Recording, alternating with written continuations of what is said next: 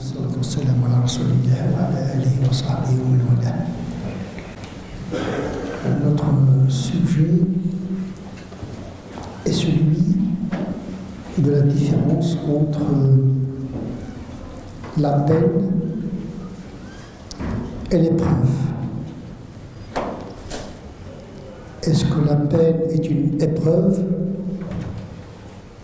Est-ce que l'épreuve est une peine? Pour répondre à cette question, on est obligé déjà de faire une introduction d'ordre sémantique et linguistique. Le Coran est une parole de Dieu qui s'exprime en langue arabe, et donc il utilise un ensemble de vocables audibles, intelligibles aux Arabes de l'époque.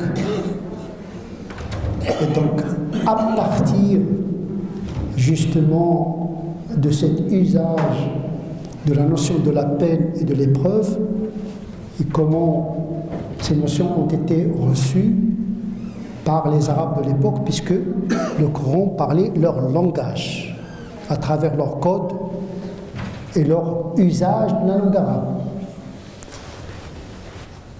L'imam Shatibi, auteur du monumental ouvrage qui s'appelle Al-Muwafaqat,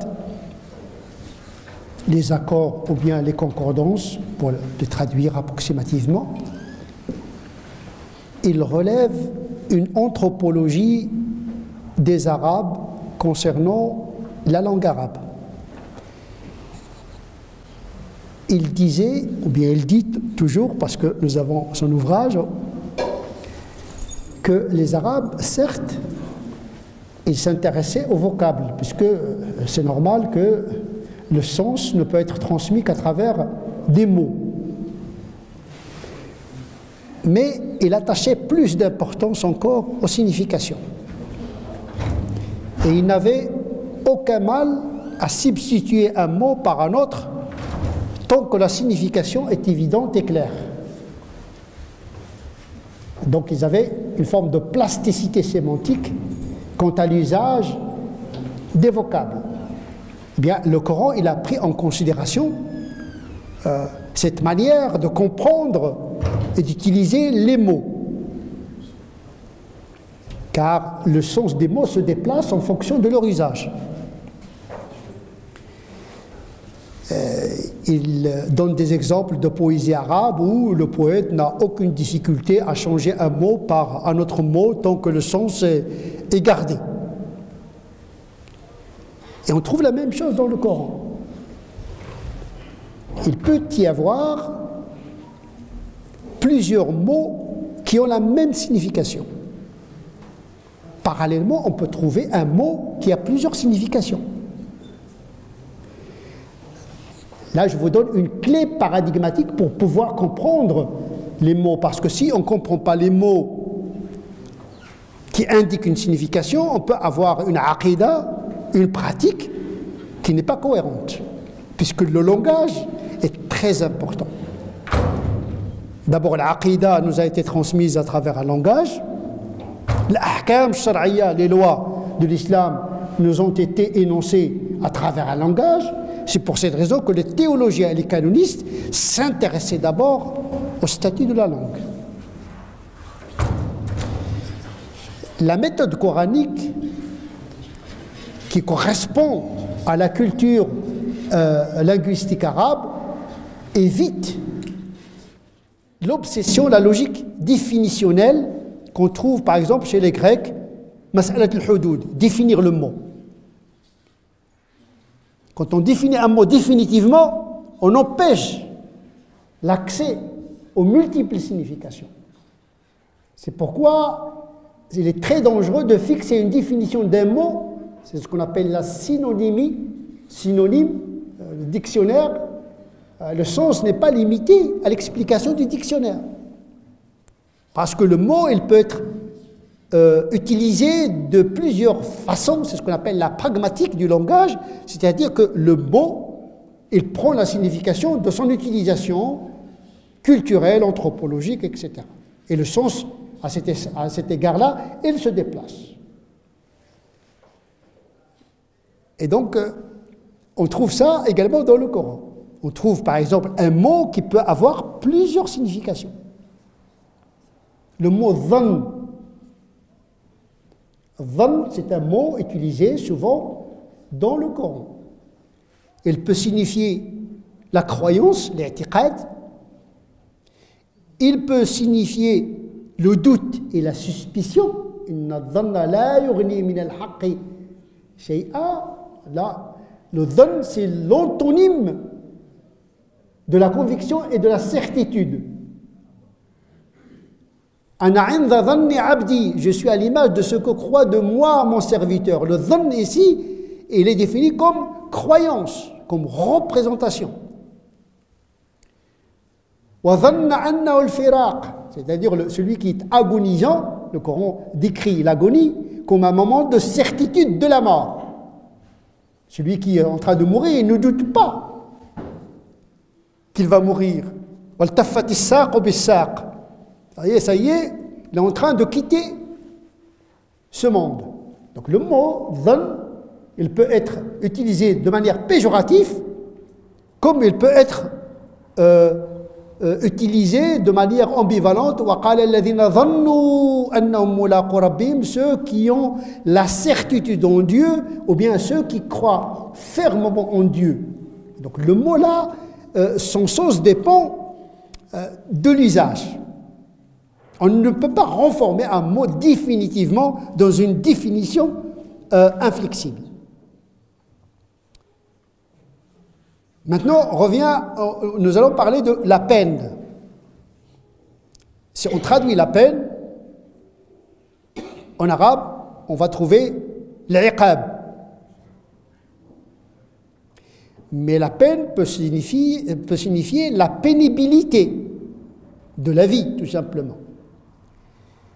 Et cette pénibilité nous renvoie à un autre vocable qui s'appelle shaqa. Et le mot shaqa est utilisé de deux manières. فَلَا يُخْرِجَنَّكُمَا مِنَ الْجَنَّةِ فَتَشْقَى. Attention, le diable, il ne faut pas qu'il t'induise, qu'il vous induise, toi et ton épouse, en erreur, car tu vas peiner. C'est-à-dire la conséquence de la faute qui n'est pas forcément une peine dans le sens de la sanction. C'est une conséquence. La conséquence de la faute, c'est, attention, il y a une conséquence, mais il n'est pas forcément une sanction, puisque le repentir abolit la sanction. Il abolit la sanction dans le delà, et chez les Hanbalites, le repentir, il abolit la peine juridique dans les ci-bas. Et donc ici, tashqa, le mot tashqa, ça ne veut pas dire dans le sens antonyme, ce n'est pas l'antonyme du bonheur. Il y a sa'ada, le bonheur, il y a shaqa, qui est le malheur. Mais le mot tashqa ici n'est pas utilisé dans le sens du malheur, mais dans le sens du travail. Parce que shaqa en arabe veut dire également le travail. La preuve, c'est qu'Ève n'est pas concerné parce qu'il n'a pas le devoir légal et moral de subvenir aux besoins de sa famille par le travail, parce qu'à cette époque-là, le travail était lié à la force musculaire. Et tout travail est pénible. Mais ce n'est pas une peine. Contrairement à la différence de l'Ancien Testament où la conséquence de la faute d'Adam, c'est une peine dans le sens de la sanction. Elle est explicitée, tu vas travailler. Le travail est ici assimilé à une sanction. Et Ève, elle doit souffrir dans l'accouchement comme une sanction, comme une conséquence punitive de leur faute. Le Coran ne parle pas de ça. Il n'y a pas un automatisme entre le péché et la sanction. Pas systématiquement. Parce qu'il y a beaucoup de pécheurs qui ne sont pas sanctionnés et beaucoup de pieux qui triment dans la vie. Et donc, attention, ne tombons pas dans la confusion entre la pénibilité de la vie et ses malheurs, ses difficultés, et la peine divine, que ce soit dans ce bas monde, ou bien que ce soit dans le delà. Mais le mot tashqa, il a une autre signification qui est le malheur. Ma anzalna alayka al-Qur'ana li tashqa. On ne t'a pas révélé le Coran pour que tu sois malheureux, pour que tu entres dans une pénibilité inutile, même si la pénibilité est nécessaire pour accéder au bonheur, pour accéder au travail, etc. Pénibilité ne veut pas dire une peine. Mais en tout cas, tashqa ici, il est utilisé dans le Coran dans le sens du malheur. Donc voilà l'usage sémantique des vocables coraniques en fonction de leur usage.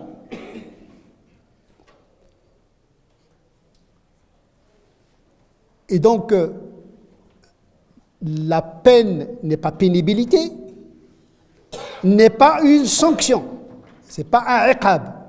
Il y a un autre vocable qui est l'adab dans le Coran. L'adab, c'est la souffrance, qui n'est pas forcément une sanction.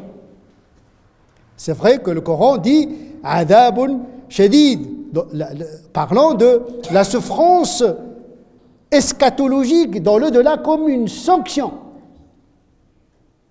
Mais il peut y avoir un adab dans ce bas monde qui n'est pas forcément une sanction, dans le sens théologique du terme. L'adab, c'est la souffrance. Une fois, le Coran utilise un autre mot qui est l'alam. La souffrance et la douleur également. Mais toute douleur n'est pas forcément une peine, une malédiction, une sanction. Ça fait partie de l'épreuve. L'adab, l'épreuve, le travail, la pénibilité, on peut les classer dans l'épreuve. Elles peuvent même parfois être un instrument de purification spirituelle et morale des fautes que nous commettons. Nous trouvons parallèlement que, attention, dans ce bas monde, il est géré par des lois. Si on ne les respecte pas, on risque d'avoir les conséquences.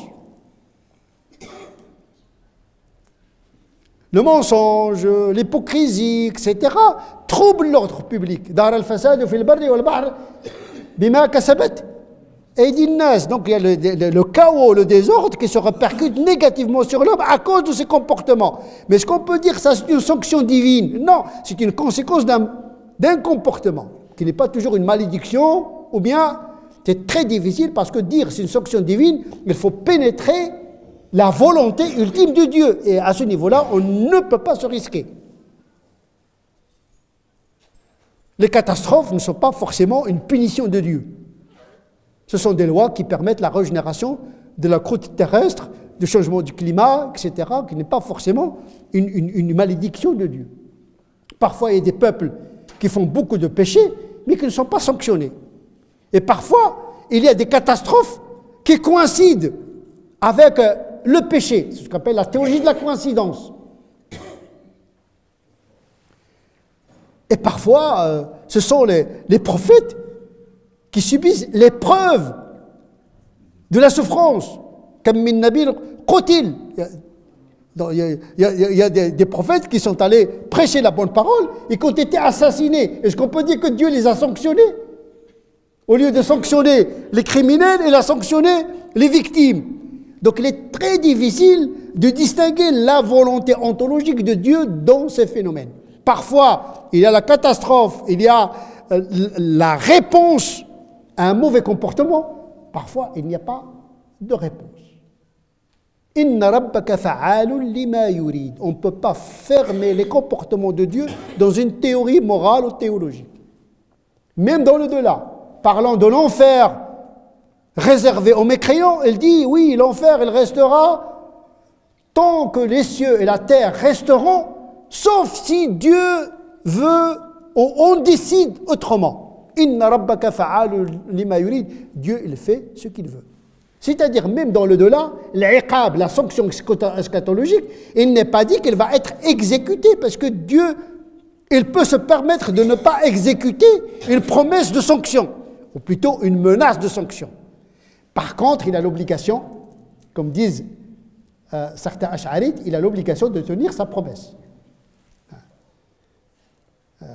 Quand il promet quelque chose, il l'exécute. Mais quand il menace le pécheur, il n'est pas dit qu'il va le sanctionner, puisqu'il y a toujours la grâce qui peut intervenir. Il y a toujours la grâce. Et donc on ne peut pas juger le jour du jugement dernier du devenir des gens. Par contre, dans ce monde, il est géré par des lois. Il y a des conséquences prévisibles, il y a des conséquences imprévisibles.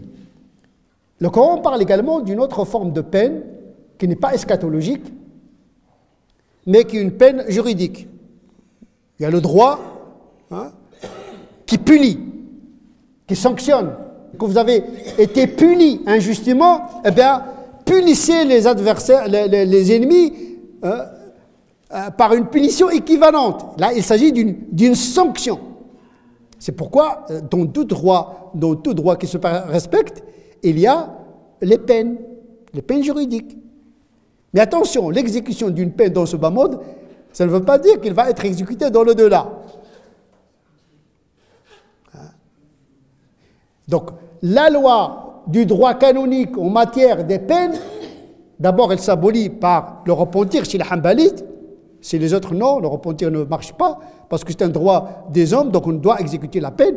Mais ça, c'est une peine terrestre, qu'on ne peut pas attribuer à Dieu directement. C'est-à-dire, on ne peut pas faire une analogie entre la peine juridique et la peine eschatologique. Et donc, il y a des lois juridiques qui s'appliquent, il y a des lois naturelles qui s'appliquent, mais la loi de la peine dans l'au-delà, eh bien, c'est Dieu qui en connaît le mystère, lui seul. Il nous reste l'épreuve qui peut englober beaucoup de choses. À ne pas confondre l'épreuve avec la difficulté, parce qu'on peut être éprouvé par le pouvoir, on peut être éprouvé par la richesse, par le savoir. L'épreuve, les gens pensent généralement que l'épreuve, c'est l'épreuve par le négatif. Non, l'épreuve, elle peut être par le positif. Allah yablou bil khayri wa sharri fitna. Il éprouve les gens par le bien et par le mal. C'est un test. Parce que la vie, dans ce bas monde, est une épreuve, est un test qui prépare à l'au-delà. Ce qui compte pour les musulmans, c'est d'avoir toujours présent à l'esprit le souci d'être juste. D'être juste. Peu importe. Il ne faut pas qu'ils s'embarquent dans des interprétations théologiques là-dessous, à chercher est-ce que Dieu l'a puni ou pas puni, etc. Mais il faut qu'il ait le souci d'être toujours juste. S'il accomplit quelque chose de bien, il dit alhamdulillah. Quand il faute, il dit astaghfirullah. Quand il est éprouvé par une calamité, et il dit inna lillahi wa inna ilayhi raji'un. أقول قولي هذا وأستغفر الله لي ولكم سبحان ربك رب العزة عما يصفون وسلام على المرسلين والحمد لله رب العالمين.